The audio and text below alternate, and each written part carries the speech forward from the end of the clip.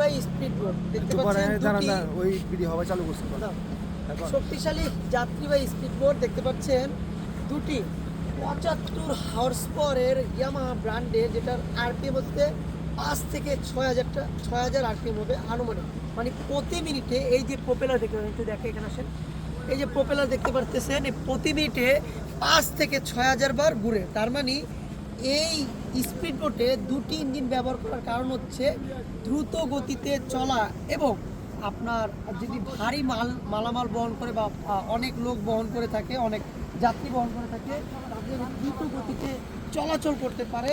সে কারণে এই স্পিড বোটটি দুটি ইয়ামাহা ব্র্যান্ডের 75 হর্স পাওয়ারের ইয়ামাহা ব্র্যান্ডের দুটি ইঞ্জিন ব্যবহার করা হচ্ছে। আরেকটি জিনিস দেখাই, এখানে আসেন, কিন্তু আপনি স্পিড বোট দেখি পিছে থেকে আপনার স্টার্টিং করে ইঞ্জিন ধরে চালানো হয়, বাট এটা সামনে থেকে স্টার্টিং করে চালানো হয়।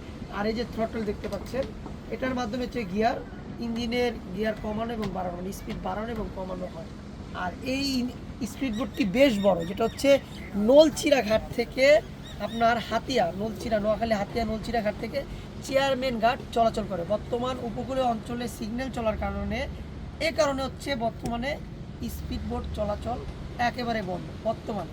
আবার যদি বর্ষাকাল শেষ হয় তাহলে আবার স্পিড বোট চলাচল শুরু হবে। সবাই ভালো থাকুন, আসসালামু আলাইকুম। শেষ